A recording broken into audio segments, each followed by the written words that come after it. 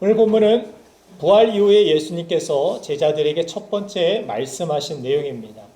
부활의 주님을 만나기 전 제자들의 모습을 보면 두려움에 문을 걸어 잠그고 패배의식에 사로잡혀 근심의 늪에 빠져 있었음을 보게 됩니다. 그런데 예수님께서 벽을 통과해 불쑥 제자들에게 나타나셔서 그들을 만나자마자 용기를 내라, 힘을 내라, 믿음을 가져라 이런 말씀을 하신 것이 아니라 평강을 말씀하셨습니다. 오늘 본 말씀 요한복음 20장 19절 말씀을 같이 한번 읽어보도록 하겠습니다. 시작. 이날 곧 안식 후 첫날 저녁 때에 제자들이 유대인들을 두려워하여 모인 곳의 문들을 닫았더니 예수께서 오사 가운데 서서 이르시되 너에게 평강이 있을지어다. 아멘. 부활하신 주님께서 제자들을 찾아오셔서 가장 먼저 첫 번째 하신 메시지가 바로 평강이 있을지어다 라고 말씀하셨습니다.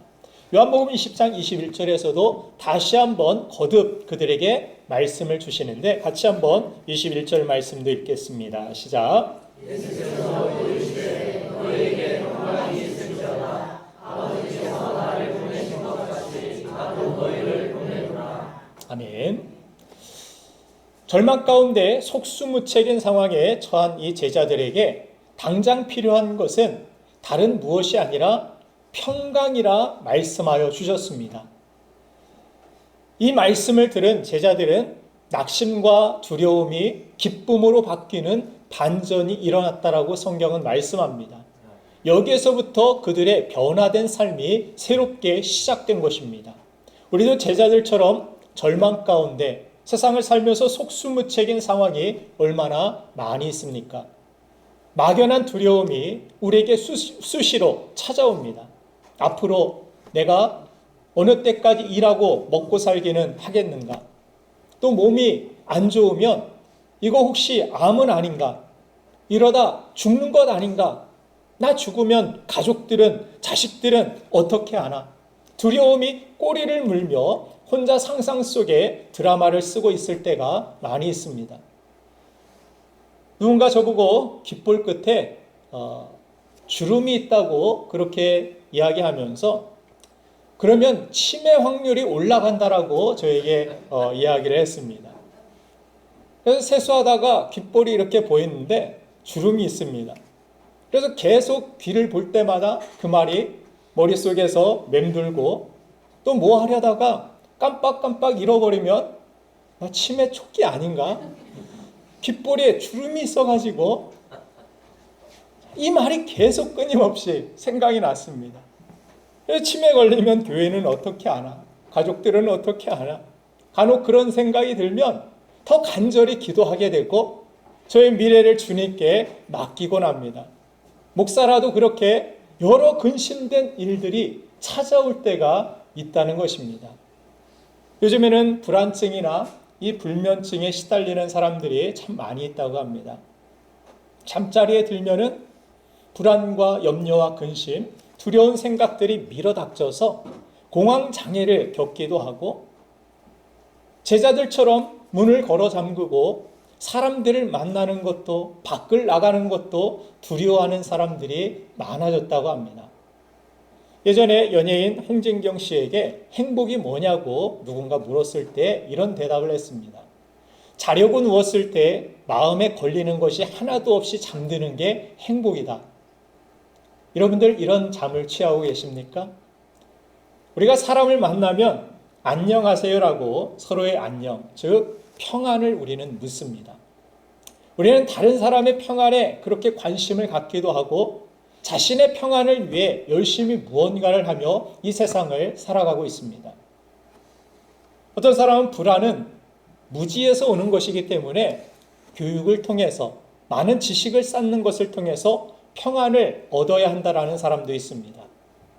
그러나 이전 세대보다 지금은 더 많은 정보를 우리가 가지고 있지만 정보의 홍수 시대를 살아가고 있지만 그렇다고 해서 더 평안해졌습니까?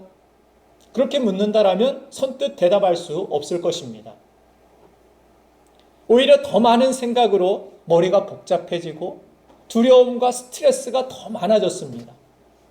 가끔 어떤 음식을 먹을 때에도 여러 지식들이, 많이 의견들이 쌓이다 보니까 이것만 먹으면 뭐가 부족해진대, 뭐 이것 먹으면은 뭐 당뇨, 고지혈 뭐 이런 게 생긴대, 먹을 때에도 머릿속이 복잡해지고 평안하게 기쁨으로 먹어야 오히려 더 건강에 도움이 될 것 같은데, 그렇지 못하고 생각이, 지식이 우리의 삶 가운데 참된 평안을 가져다 주지 못하는 것을 경험할 때가 많이 있는 것입니다.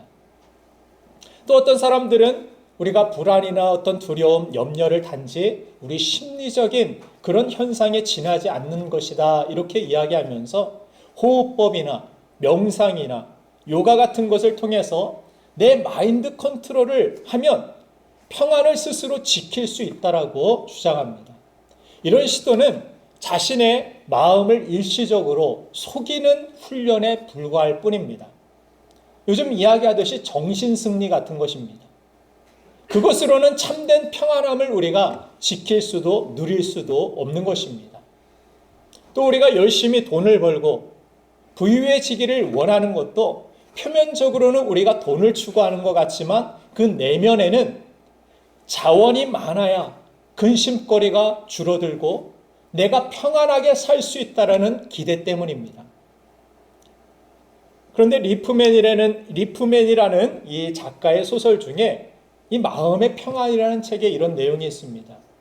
한 청년이 어느 노인을 찾아가서 자기의 바라는 것이 첫째는 건강이고 그 다음은 재물이고 세 번째는 권력, 명예라고 이렇게 이야기를 합니다. 그러자 노인이 방긋 웃으면서 이런 이야기를 합니다. 평안이 없이는 그 모든 것을 하나도 누릴 수 없다네. 그렇습니다. 돈으로 약을 살 수는 있지만 건강은 살 수가 없고, 돈으로 침대는 살 수 있지만 평안한 잠을 살 수 없다라는 말처럼 세상의 것들로는 마음의 참된 평안을 얻지 못하는 것입니다. 그래서 본문에서 예수님께서 불안해하는 제자들에게 내가 너에게 다른 어떤 능력을 주겠다, 뭐 침대 사주겠다, 너에게 먹을 것을 많이 주겠다, 돈을 많이 줄게, 이렇게 말씀하시지 않고 예수님 안에 있는 평강을 그들에게 처방해 주신 것입니다.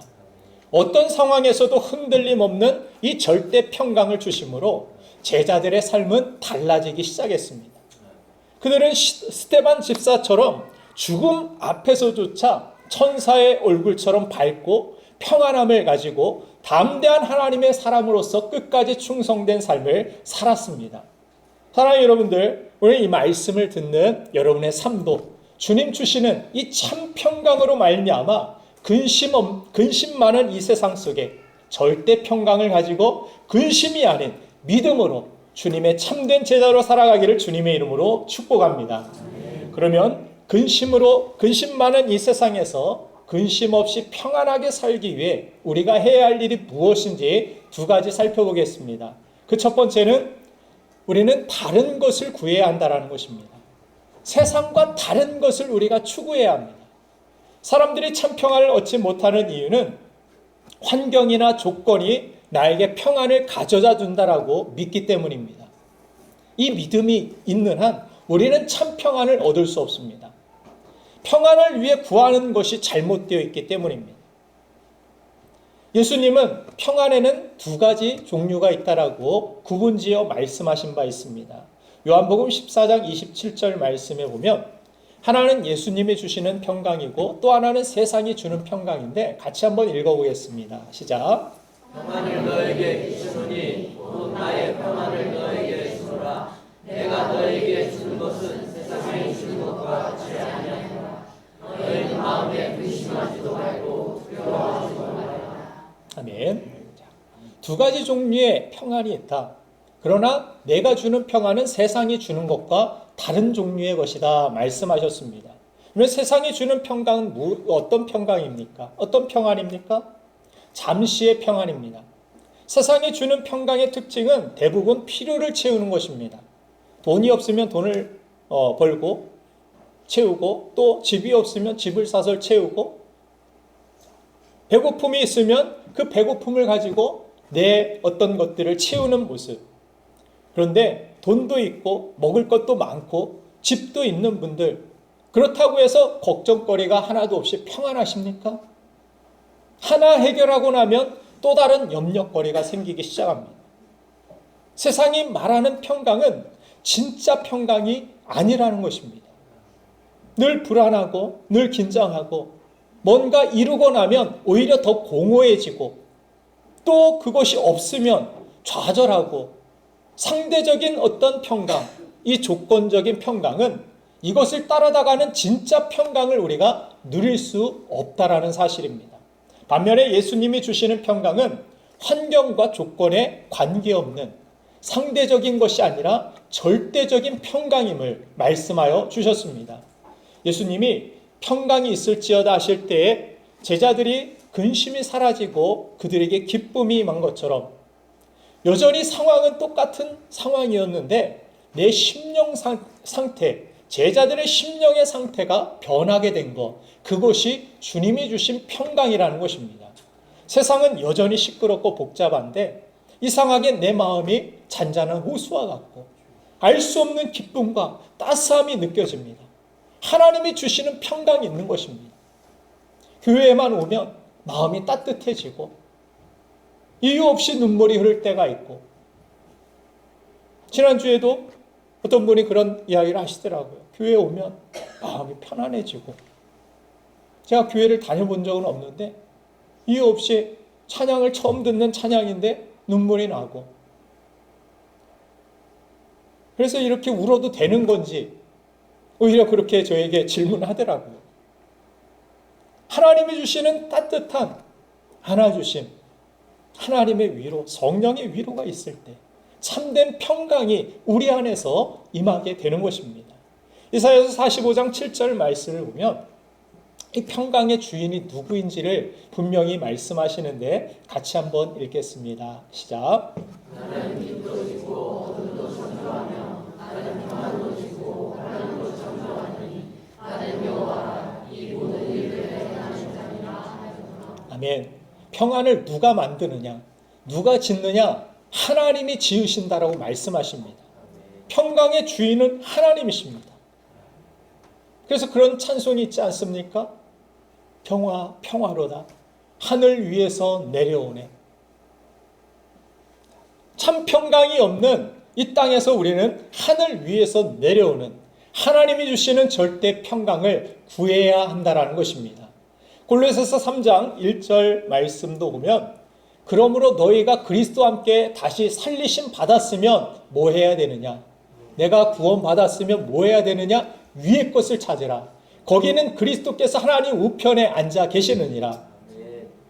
땅이 아니라, 세상이 아니라 하나님이 주시는, 위로부터 주시는 그 평강, 그 은혜를 우리가 구원받았다라면 계속해서 추구하고 구해야 한다는 것입니다.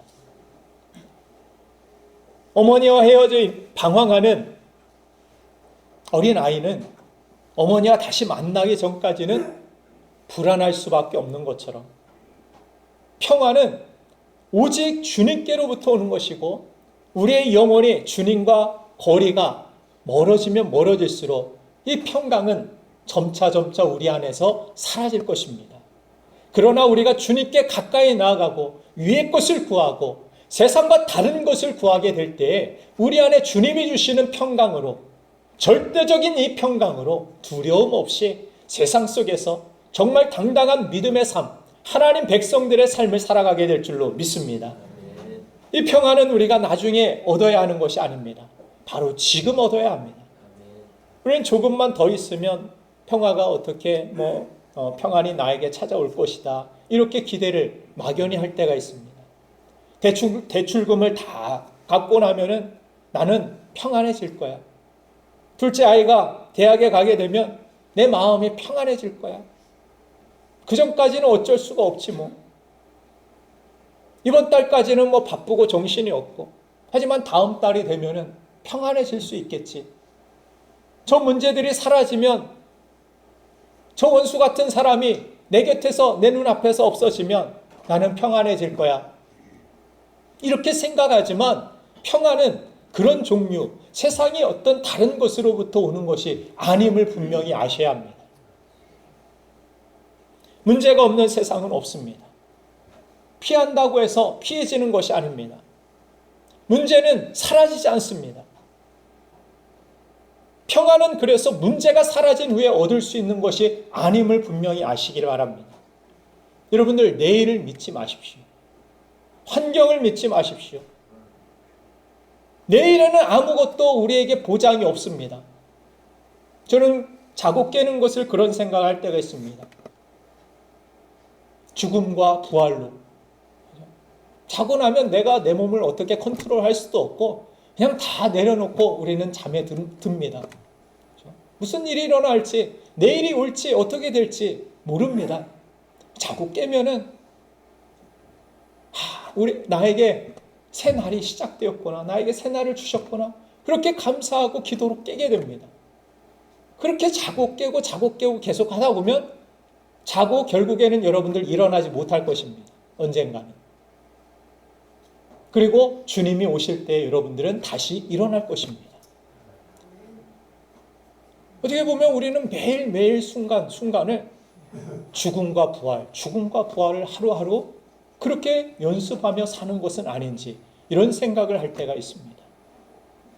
그러므로 내일은 주님께서 나를 일으켜 주실 분은 주님이시지, 나를 잠에서, 나를 죽음에서 부활케 하시고 나를 구원하실 분은 주님이시지 내가 아니고 미래의 어떤 막연한 날이 아닌 것입니다.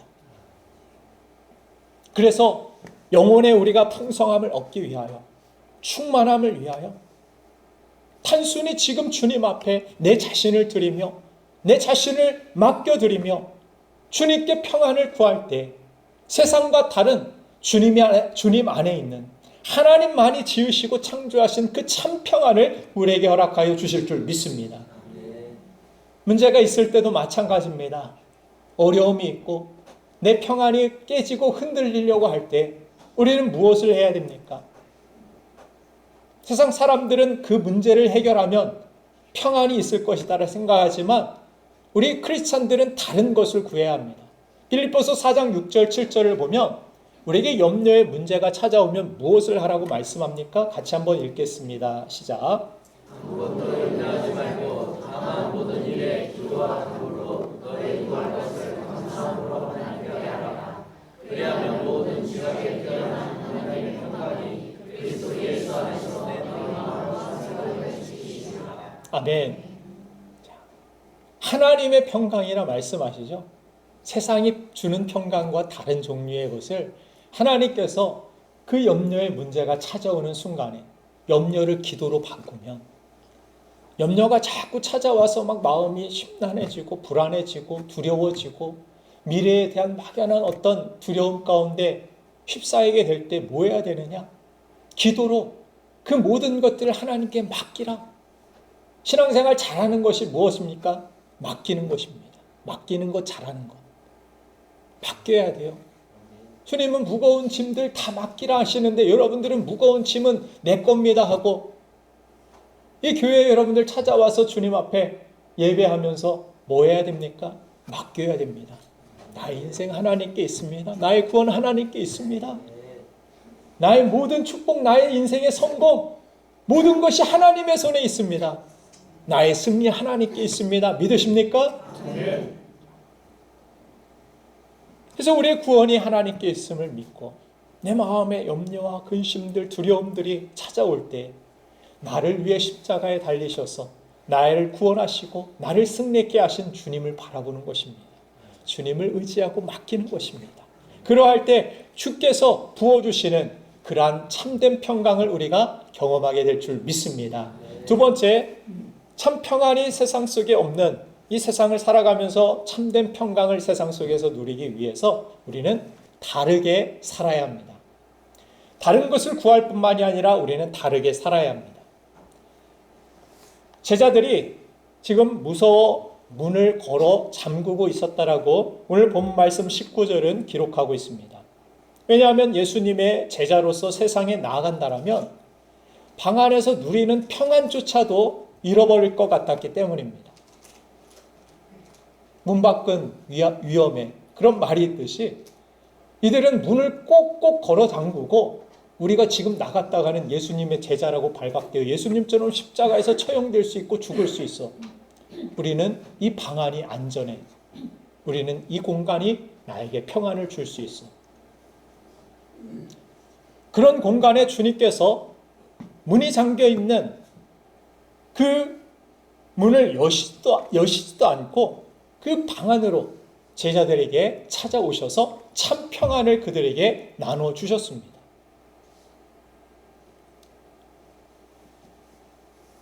왜 제자들에게 이 평강을 다시 한번 예수님께서 21절에서 강조하고 계시는지 한번 그 이유를 같이 한번 읽겠습니다. 시작. 예수께서 또 이르시되 너에게 평강이 있을지어다. 아버지께서 나를 보내신 것 같이 나도 너희를 보내노라. 이들에게 평강이 진짜 필요했던 이유는 제자가 제자답게 살기 위해서입니다. 평강이 정말 우리에게 필요한 이유는 내가 나답게 살아가고 그리스도인이 그리스도인답게 제자가 제자답게 하나님의 사람이 하나님 사람답게 살기 위하여 우리에게 참된 평강이 필요한 것입니다. 가정에서도 부모가 부모로서의 그러한 역할을 감당하기 위해서는 내 마음에 부모의 마음에 평강이 있어야 됩니다. 내 마음에 평강이 다 깨진 상태로 자녀를 어떻게 교육시킬 수 있겠습니까? 이끌어줄 수 있겠습니까?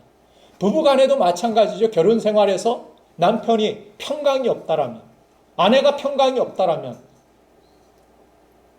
서로의 좋은 관계는 흔들리게 되고 깨질 수도 있는 것입니다. 그래서 교회도 마찬가지입니다. 교회 안에서도 하나님의 평강이 있어야 교회가 성장하고 부흥케 됩니다. 그래서 우리는 가정에서도 직장에서도 교회에서도 우리가 만나는 사람들의 관계 속에서도 우리는 하나님이 주시는 평강을 구해야 합니다. 그래야 제 기능을 발휘하기 때문입니다. 지금 평강을 또 말씀하시면서 제자들에게 뭐라고 하십니까? 아버지께서 나를 세상에 보내신 것 같이. 무슨 말입니까? 왜 보내셨습니까? 여행 다녀오라고? 아닙니다. 십자가 지는 사명, 우리를 구원하는 사명을 이루라고 아버지께서 나를 보내셨다. 이처럼 이 평강 가지고 너희들 뭐 해야 되는 줄 아느냐? 나도 너희를 세상에 보낸다. 너희들도 세상에 나아가서 이 평강 가지고, 이 절대적인 평강 가지고 사람을 살려라. 사람을 구원해라. 생명을 살리는 일에 너희들이 힘쓰며 살아가라. 이런 비전을 평강과 함께 그들에게 허락해 주신 것입니다. 마태복음 5장 9절 말씀을 보면 우리들이 화평하는 자가 되어서 평강을 이끄는 그러한 평강의 영향력을 주는 사람이 되는 그런 복이 있다 말씀하시는 주님의 산상수훈 교훈을 들어볼 수 있습니다. 같이 한번 읽겠습니다. 시작.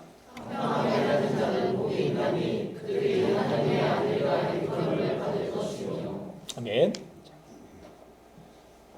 하나님의 아들이라 하나님의 자녀라 일컬음 받는 그런 삶의 모습이 어떤 삶이냐?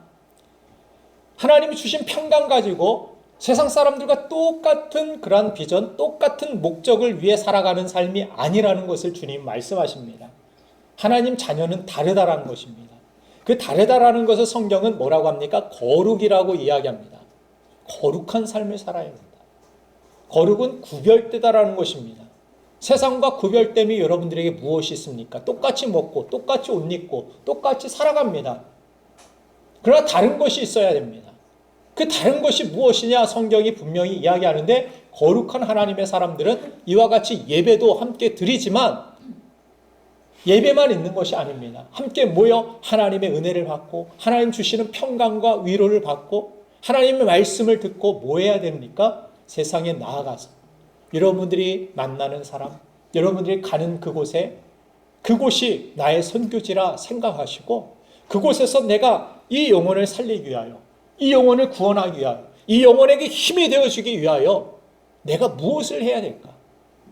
할 수 있는 일이 없다라면 그 영혼을 위하여 그 만남을 위하여 그 관계를 위하여 기도하시고 성령의 도우심과 은사를 구할 때 성령께서 그곳에서 하나님의 일들을 이루어 가시기 위한 그 보내심이 바로 평강을 주시는 이유 가운데 하나라고 예수님은 말씀하여 주시는 것입니다. 그런데 우리는 많은 부분 예배를 드리고 하나님이 주시는 위로와 평강과 은혜와 눈물, 감격, 감동, 그 사랑을 경험하고 뭐합니까? 또 문 걸어 잠그는 그런 자리로 나아갑니다. 주님은 지금 제자들이 문을 열고 제자들이 밖으로 나가기를 원하셔서 평강을 주시는 것입니다. 평강 가지고 그 문 안에서 우리끼리 찬송하고 우리는 제자였지, 그래도 그나마 우리는 예수님을 믿고 따르는 제자들이었지. 자, 베드로 너는 수제자였지. 주님이 이런 기적도 맛보게 해주셨지. 자기들끼리 간증하고 자기들끼리 모여가지고 찬송하고 이러라고 주님이 찾아오셔서 평강이 있을지어다 말씀하시는 것이 아니었다라는 것입니다. 아버지께서 나를 보내신 것 같이 너희는 세상 밖으로 나가야 될 사람들이야. 이 평강을 줄 테니까 너희들 내가 주는 이 평강 가지고 세상에 나아가. 문 걸어 잠그고 그 문 안에서 너희들 가족 안에서 너희들 자신만을 위한 평강이 아니라 이 평강을 세상에 나르는 사람이 되어 세상을 살리고 세상을 구원하고 세상에 영향력을 주는 그런 그리스도인, 그런 제자가 되라. 주님은 다르게 살라고 말씀하여 주고 계신 것입니다. 요한복음 20장 22절 말씀도 보면 이 말씀을 하시고 그들을 향하사 숨을 내쉬며 이르시되 성령을 받으라 말씀하시죠. 다른 것을 구하는 그런 성령을 구하는 삶을 주님이 말씀하시면서 이 성령을 받으라 말씀하신 이유가 23절에 따라서 나옵니다. 같이 23절만 읽겠습니다. 시작. 너희가 누구에게든지 사하면 사하여 줄 것이요 누구에게든지 그대로 주면 그대로 있으리라 하시니라. 아멘. 제자들이 제자로서의 역할을 감당하게 될 때 죄 가운데 머물러 있었던 그 사람이 주님의 용서를 경험하게 됩니다. 주님께 우리는 용서받은 죄인들 아닙니까? 원래 의인들입니까? 우리는 다 죄인입니다. 의인은 없나니 하나도 없습니다. 세상에. 우리는 다 주님 앞에 죄인입니다. 그러나 그런 죄인을 주님께서 긍휼히 여겨주셔서 우리의 죄를 용서하여 주셔서 우리는 하나님의 백성이 되는 자격을 얻게 되었습니다. 이것이 은혜입니다. 하나님의 선물입니다. 그러면 그 선물을 받은, 그 은혜를 받은, 그 용서함을 받은 우리가 세상에 나아가서 또 다른 죄인들을 향하여서 그들에게도 용서받을 수 있는 기회를 제공하고 그들도 용서받은 그 기쁨과 은혜와 감격 속에 살아가고 그들도 주님의 백성이 되어 하나님을 예배하며 하나님을 찬송하며 그 이름을 믿고 의지하며 살아갈 수 있도록 도와줄 수 있는 삶, 그래서 성령을 받으라 말씀하여 주시는 것입니다.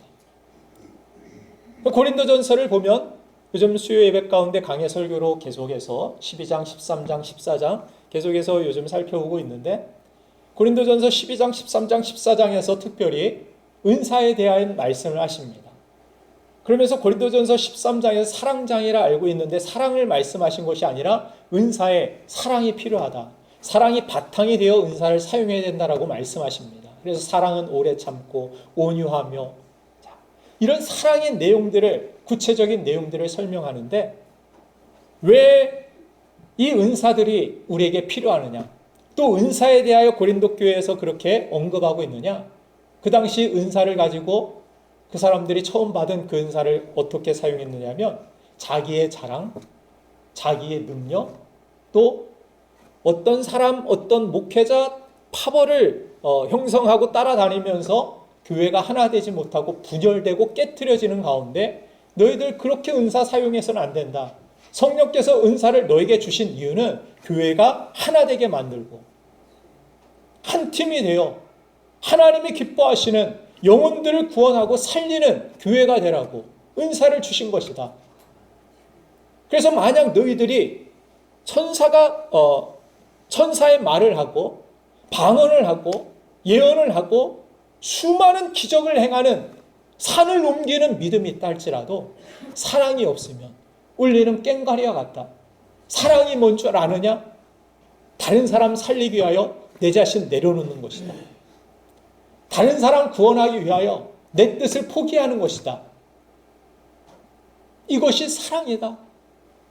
이 사랑이 흘러나갈 수 있도록 성령은 너희들에게 은사를 주실 것이다. 그렇게 사랑으로 은사를 사용하여 사람을 살리는 교회가 되라. 그런 성도가 되라.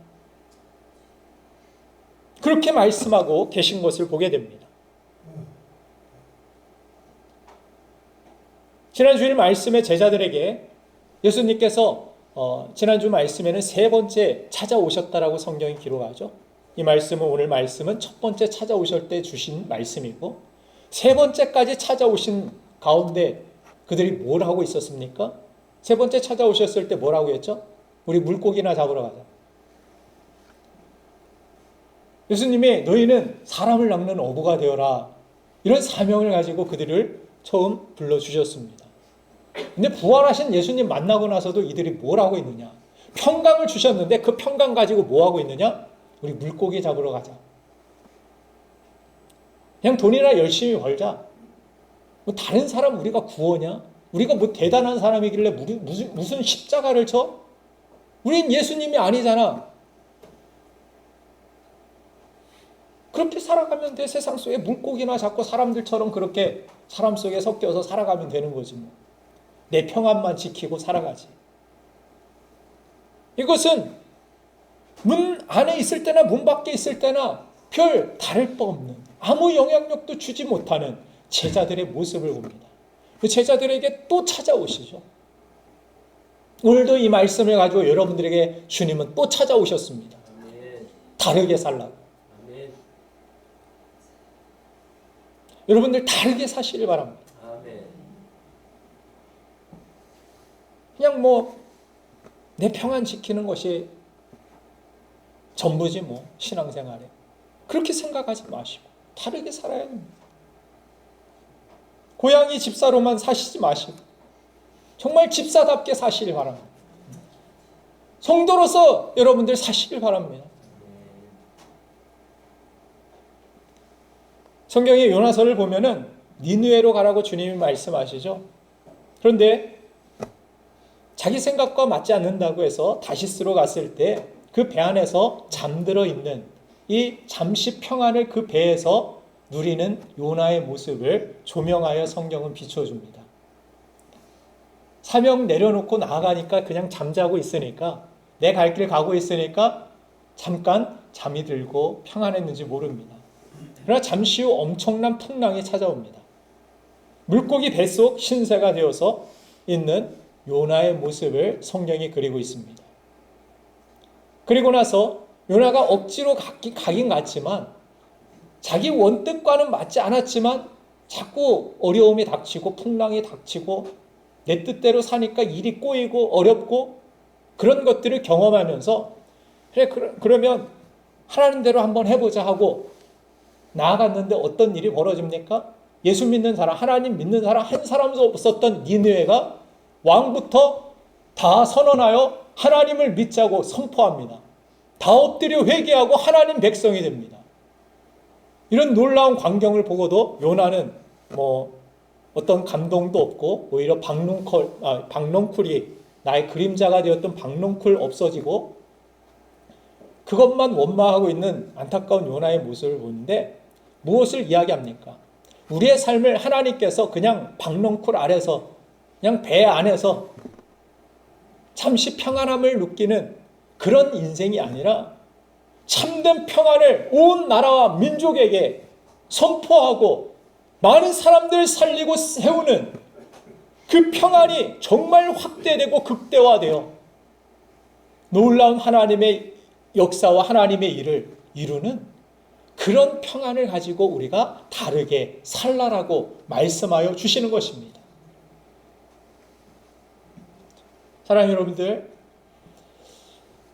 우리의 삶이 정말 하나님이 기뻐하시는 그런 삶을 살아가기 위해서 여러분들 이제는 다르게 살기를 결단하시길 바랍니다.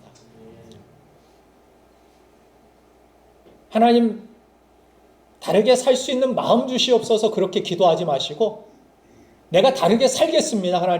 하나님 나를 도와주옵소서. 나에게 성령의 은사와 능력을 주셔서 다르게 살 수 있는 그런 인생 내가 살아갈 수 있도록 도와주옵소서. 그렇게 여러분들 결단하고 기도하시길 바랍니다. 그래서 믿음은 의지와 결단이, 선택이 얼마나 중요한지 성경은 우리에게 이야기합니다. 맨날 마음 주시옵소서 하고 하나님 핑계대는 사람들이 있습니다. 건강하지 못한 신앙생활입니다. 하나님이 그런 마음 안 주셔서 내가 원하는 것이, 내 욕심이, 내가 구하는 평강이, 그 목적이 다르기 때문에 내가 다시 쓰러 나아가면서도 하나님이 나에게 그런 마음 안 주셨잖아요. 내게 그런 상황 안 주셨잖아요. 왜? 그러니까 나는 이럴 수밖에 없습니다라고 핑계대는 그런 인생 우리가 살아가서는 안 됩니다.